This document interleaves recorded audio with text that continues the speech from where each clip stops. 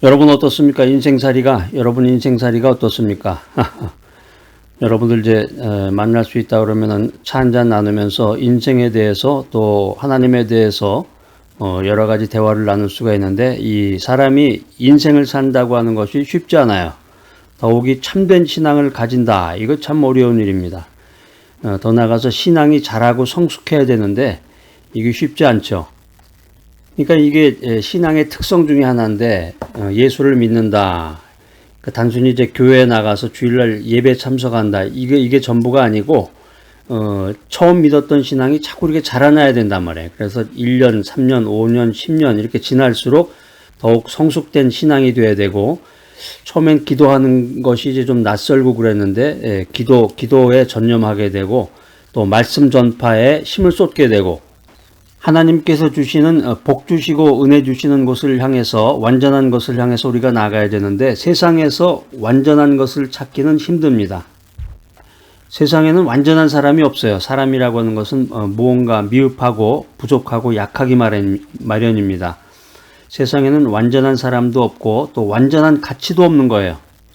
그러니까 그런 걸 미리 알면은 다른 인간관계에서 상처를 받지도 않고 무익한 것을 추구하지도 않을 텐데, 인간이 이제 무지하기 때문에 여러 가지 그런 실수를 하게 됩니다. 그래서 믿음 생활하면서, 기도하면서, 말씀 위에 굳게 서서 신앙생활하면서 자꾸 그 인간관계를 깨트리지 말고 인간관계를 회복해 나가야 되는 것입니다. 세상에는 완전한 사람도 없고 완전한 가치도 없습니다. 사람이 소유하고 누리는 것 중에는 완전한 것이 없고 어딘가 불완전한 구석이 있다라고 하는 것입니다. 자, 놀랍죠? 그런데 성경에서는 완전한 것이 하나 있는데, 그것이 무엇이냐? 그분이 누구냐? 오직 하나님이시고 오직 하나님께만 완전함이 있다라고 하는 것입니다. 할렐루야. 그렇기 때문에 성경은 계속해서 이렇게 말합니다. 하나님께서 하시는 모든 일은 완전하시다. 하나님께서 주시는 모든 복은 완전하다. 하나님께서 주시는 복은 영혼이 잘됨과 같이 범사가 잘되고 강건한 복이기 때문이다 라고 하는 것입니다. 자, 오늘 구약성경 창세기 49장 22절로 24절 말씀 한번 찾아서 읽어보도록 하겠습니다. 오늘 이제 여기 나오는 인물이 등장인물, 성경 읽으면은 이제 등장인물이 누구냐, 또 그 장소가 어디냐, 그 백그라운드가 뭐냐, 여기에 좀 여러분들이 관심을 많이 가지셔야 돼요. 그래야 성경을 이해하는데, 성경에 집중하는데 도움이 됩니다. 여기 이제 요셉이라는 사람이 나오죠. 요셉. 먼저 성경 말씀 읽어보겠습니다. 창세기 49장 22절로 24절. 자, 시작. 요셉은 무성한 가지, 곧 셈 곁에 무성한 가지라. 그 가지가 담을 넘었도다. 활 쏘는 자가 그를 학대하며 그를 쏘며 그를 군박하였으나 요셉의 활이 도리어 견강하며 그의 팔이 힘이 있으니 야곱의 전능자의 손을 힘입음이라. 그로부터 이스라엘의 반석인 목자가 나도다. 오늘 성경 말씀을 통해서 요셉이 얼마나 큰 축복을 받았는지, 얼마나 큰 보상, 리워드를 받았는가 하는 것을 성경은 구체적으로 말하고 있습니다. 리워드라고 해서 이제 미국에서도 뭐 이제 물건을 사거나 크레딧 카드, 한국에서도 그런 거 많죠. 크레딧 카드를 쓰거나 그러면은 이제 그 리워드라고 해서 그걸 이제 축적해 주는데, 이제 한국에서도 보면 그 스타벅스 같은 데 가면은 그 커피를 시키고 뭐 이렇게 주문을 할 때마다 그 뭐라고 이제 얘기를 하죠. 그 리워드 축적하는 거에 대해서 자세한 얘기를. 신앙생활도 마찬가지예요. 정말 믿음 안에서 온전히 말씀에 굳건히 서서 하나님만을 전능자로 알고 하나님만을 예배할 때 하나님께서 나를 축복해 주시고 주님께서 나에게 리워드를 해 주신다는 것입니다. 여기 이제 오늘의 등장인물, 아주 그냥 대단한 분이 나오는데, 요셉, 꿈쟁이 요셉이라는 말도 하고 이제 총리 대신 요셉이라는 그런 여러 가지 닉네임이 많은데, 요셉에 대한 거는 이제 뭐 책으로도 나와 있고 만화 영화도 있어요. 애니메이션. 여러분들 관심 있는 분들은 한번 찾아서 이렇게 보시면은, 야, 어쩌면 이렇게 성경에 나와 있는 그 인물들이 그 소설 같은, 소설의 주인공, 또 영화 속에 그 멋진 그 감동적인 한 편의 영화 속의 주인공처럼 어쩌면 이렇게 파란만장한 인생을 살았을까 하는 생각을 하게 됩니다. 요셉은 야곱의 아들이죠. 야곱의 아들인데 야곱이 이제 가나안에 되돌아오기 전에 하란에서 이제 요셉을 낳게 되는데 요셉의 어머니가 누구였어요? 라헬이죠. 라헬. 이 야곱이 가장 사랑했던 여인 라헬을 통해서 이 요셉이 태어나는데, 그러니까 자기가 제일 사랑했던 여인으로부터 태어난 그 아주 소중한 아들이었으니 얼마나 그 애지중지했겠어요. 그 12명의 형제 중에서 이 야곱의 사랑을 독차지한 사람이 바로 요셉이었다는 거죠. 그러니까 지금 말씀드린 그 요셉의 어머니는 라헬이었고, 라헬은 야곱이 가장 사랑했던 여인이었고, 그 야곱이 이제 12명의 형제를 낳게 되는데, 아들을 낳게 되는데, 그 야곱의 사랑을 독차지한 사람은 바로 요셉이다. 이 사실 안에 그 요셉의 모든 인생 스토리, 하나님의 축복이 모두 그 안에 들어 있습니다. 성경의 창세기 37장 4절에 보면은 이 야곱의 특별한 편애를 받았던 이 요셉이 야곱이 만들어준 그 채색 옷을 입게 돼요. 이 채색 옷, 이것 때문에 이 요셉이 형들로부터 미움을 받게 됩니다. 그리고 더 나아가서 요셉이 또 꿈을 꾸게 되는데, 요셉은 꿈쟁이라는 그 닉네임도 있어요. 그 요셉이 꾼 꿈 때문에 형들로부터 엄청난 미움을 받게 됩니다. 요셉이 나이가 이제 17세가 됐는데, 세븐틴이죠, 세븐틴. 17세가 된 요셉이 형들의 안부를 알아보라는 이 아버지의 심부름을 하기 위해서 형들을 찾아가서 도단이라는 곳까지 갔는데, 이 요셉을 미워했던 형들에 의해서 은 20개의 가격으로 미디안 상인들에게 팔리고 맙니다. 무슨 영화 장면 같아요?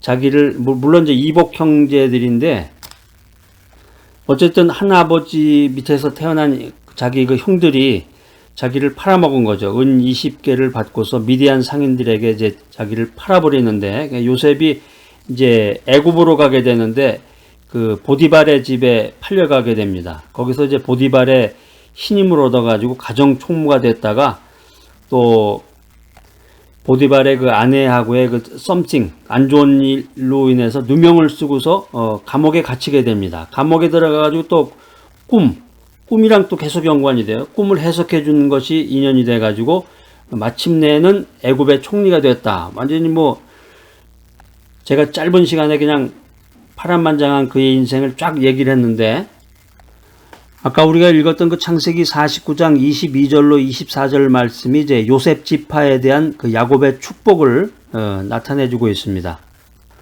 세상에는 완전한 것이라는 것이 없고 오직 하나님에게만 완전함이 존재한다, 이렇게 말씀을 드렸는데, 완전한 축복이라는 게 뭐냐 도대체? 첫 번째는 완전한 축복이란 풍성한 복이다. 창세기 49장 22절에 보면은 요셉은 무성한 가지, 곧 샘 곁에 무성한 가지라, 그 가지가 담을 넘었도다, 이런 표현을 하게 됩니다. 한마디로 얘기하면 풍성한 복을 말하는 거예요. 샘 곁에 있는 가지는 무성하지요. 샘의 한 구멍을 막으면 다른 구멍이 터지게 됩니다. 이처럼 솟아오르는 이 샘의 물줄기는 막을 수가 없다라고 하는 것입니다. 그렇기 때문에 샘 곁에 있는 나무는 가뭄이 들더라도 마르지 않는 거예요. 이 말 들어보니까 어서 생각나는 구절이 있는 것 같으네요. 마찬가지로 하나님께 근원을 두고 사는 성도는 풍성한 복을 받게 된다. 샘 곁의 나무는 가뭄이 들지라도 마르지 않는다. 이 말을 들으니까 시편 1편에 있는 말씀 생각납니다. 시편 1편 3절. 저는 시냇가에 심은 나무가 시절을 쫓아 과실을 맺으며 그 잎사귀가 마르지 아니함 같으니 그 행사가 다 형통하리로다. 할렐루야. 하나님께 근원을 두고 사는 성도는 풍성한 복을 받는다는 것입니다. 풍성한 복을 받는다. 시냇가에 심긴 나무가 그 시절을 쫓아 과실을 맺듯이 풍성해진다라고 하는 것입니다. 할렐루야. 불모지에 심은 나무와 샘 곁의 나무가 자라는 것이 다르듯이 하나님께 근원을 둔 자와 세상에 근원을 둔 자는 시간이 지날수록 세월이 흐를수록 엄청난 차이가 있다라고 하는 것입니다.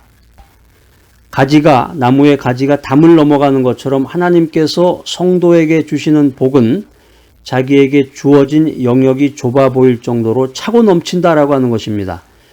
이렇게 성도가 풍성한 복을 받을 때 다른 사람들도 하나님께서 풍성하신 분이심을 깨달아 알게 되는 것입니다. 할렐루야. 하나님은 인자한 아버지와 같은 분이십니다. 그래서 진정으로 하나님은 우리가 잘 되고 우리가 풍성히 되기를 원하십니다. 그래서 요한복음 10장 10절에도 보면 예수님께서 이런 말씀을 하셨어요. 내가 온 것은 양으로 생명을 얻게 하고 더 풍성히 얻게 하려는 것이라. 여러분 어떻습니까? 여러분 인생 살아가는데 풍성함이 있습니까? 여러분이 풍성해서 여러분의 가정에 복이 흘러넘쳐서 내 이웃에까지 전달되는 그런 인생을 살고 계시나요?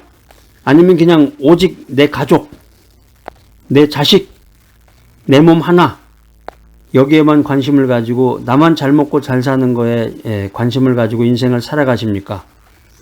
나의 믿음의 뿌리를 하나님께 깊이 내리고 하나님께서 주시는 풍성한 복을 받는 귀하고 복된 여러분이 되시기를 바랍니다. 자, 완전한 축복이라는 것이 뭐냐? 두 번째는 강건한 복입니다. 강건. 창세기 49장 23절 24절에 보면은 활 쏘는 자가 그를 학대하며 그를 쏘며 군박하였으나 요셉의 활이 도리어 견강하며 그의 팔이 힘이 있으니 이렇게 기록되고 있습니다. 이 말을 풀이하면 요셉에게 강건의 복이 있다는 거예요. 강건의 복이 있어서 대적의 공격을 강한 힘으로 물리칠 수 있다. 이것을 성경은 말하고 있습니다. 우리가 이 세상 살면서 이제 육신을 입고 사는 건데 육신을 입고 살아가는 사람에게 하나님께서 주시는 가장 큰 복은 강건의 복이에요. 강건의 복. 강건하지 않으면 몸이 건강하지 않으면 만사가 다 귀찮은 거죠. 그냥 침대에 비실비실 힘이 없어가지고 누워가지고 그냥 미움만 먹는 신세밖에 되지 않을 겁니다. 힘이 약해서 늘 대적에게 시달리는 것처럼 괴로운 일은 없습니다. 그럴 때 차라리 죽는 게 나을 거야 이런 엉뚱한 생각까지 하게 되는데 성경은 강건을 약속하고 있습니다. 그리고 그 강건이 전능자의 손을 힘입은 것이다 이렇게 성경은 말하고 있습니다. 인생은 스스로 강건할 수 없는 거예요. 하나님께서 강건케 해주셔야 강건할 수 있는 것입니다. 이 말씀을 통해서 신약 성경에서도 이 말씀을 풀이해주고 있는데 디모데 후서 4장 7절에 보면 사도 바울이 이런 메시지를 전합니다. 주님께서 내 곁에 서서 나를 강건케 하셨다. 이런 고백을 합니다. 인생이라는 것이 사람이라고 하는 것이 육신이 강건할 때 정신이 강건해질 수 있는 거예요. 강건한 사람이 세상 모든 어려움을 물리치고 승리하는 인생을 살 수 있는 것입니다. 또 강건한 사람만이 큰일을 할 수가 있는 것입니다. 성경에 보면은 모세는 120세가 되어서도 그 눈이 흐리지 않고 기력이 쇠하지 않았기 때문에 이스라엘 백성을 무덥고 추운 광야에서 40년 동안을 인도할 수 있었다. 이렇게 성경은 말하고 있습니다. 그러니까 나이가 들면은 흐릿해가 잘 안 보인다 그러잖아요. 이제 그런 것도 있고 눈에 이제 총기가 사라진다 그러죠. 눈이 흐리멍텅하니 썩은 동태의 눈처럼 그냥 흐리멍텅해가지고 세상을 바라보게 되면은 올바른 일을 할 수도 없을 뿐더러 하나님께 영광을 돌릴 수가 없는 것입니다. 성경에 보면은 여호수아 14장 11절 12절에 보면은 갈렙은 85세가 되어서도 모세가 그를 보내던 날과 같이 강건하여서 가나안 정복 전쟁을 잘 수행했다. 이런 말씀을 우리가 성경 말씀을 통해서 알 수가 있습니다. 자, 오늘 이 메시지 들으신 여러분들, 하나님께서 나를 강건케 하신다. 이런 확신을 가지고 기도해야 되겠습니다. 성경이 말하는 완전한 축복이라는 것이 무엇이냐? 첫 번째 뭐라고 그랬어요? 풍성한 복이다. 시편 1편 3절에 나오는 말씀처럼 시냇가에 심긴 나무가 그 시절을 쫓아 과실을 맺듯이 풍성해진다라고 하는 것입니다. 성경이 말하는 완전한 축복이라는 것이 무엇이냐? 두 번째 뭐라고 그랬어요? 강건한 복이다. 사람은 육신이 강건할 때 정신도 강건하고 강건한 사람이 큰 일을 할 수 있고 강건한 사람이 주님께 큰 영광을 돌린다.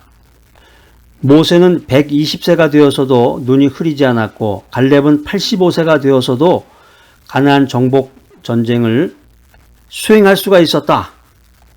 우리도 하나님께서 우리를 강건케 하시도록 기도해야 된다. 마지막 세 번째, 성경이 말하는 완전한 축복 세 번째는 무엇이냐? 신령한 복입니다. 창세기 49장 24절에 보면은 요셉에게서 이스라엘의 반석인 목자가 난다 이렇게 표현하고 있습니다. 이 말씀을 해석해 보면은 요셉이 전능하신 하나님으로부터 이스라엘의 반석인 목자가 되는 능력을 부여받게 되는 것을 말하는 것입니다. 여기서 요셉은 그리스도의 모형인데 그리스도의 모형으로서 요셉이 미움을 받음에도 불구하고 고난을 이겨내고 이스라엘의 부양자와 후원자가 되는 신령한 복을 받았다. 이렇게 성경은 말하고 있습니다. 성경을 연구해 보면 이 요셉의 인생은 복의 근원으로서의 인생이었구나. 이걸 알게 되고 요셉이 가는 곳마다 하나님의 완전한 복이 임했구나. 이 사실을 깨닫게 됩니다.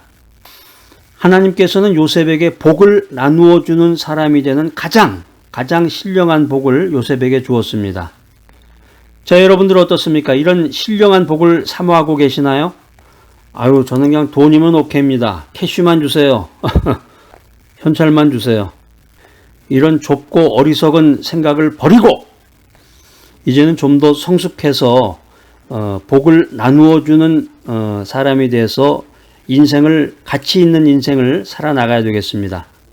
우리가 믿음 생활하면서 온갖 좋은 것이 하나님께 다 있구나. 이 사실을 깨달아야 되겠습니다. 오늘 여러분들 이 메시지를 들으시고 지금 이 순간부터는 세상에 있는 이 불완전한 것들을 사모하지 말고 하나님께서 주시는 이 완전한 복을 사모해야 되겠습니다. 할렐루야. 하나님께서 믿음 안에서 주시는 풍성한 복을 받아라. 하나님께서 믿음 안에서 주시는 강건한 복을 받아라. 하나님께서 믿음 안에서 주시는 신령한 복을 받아라. 자, 오늘 이 귀한 메시지 들으신 여러분들 풍성하고 강건하게 되며 고난을 이겨내고 복을 나누어 주는 신령한 자가 되시기를 간절히 기대합니다.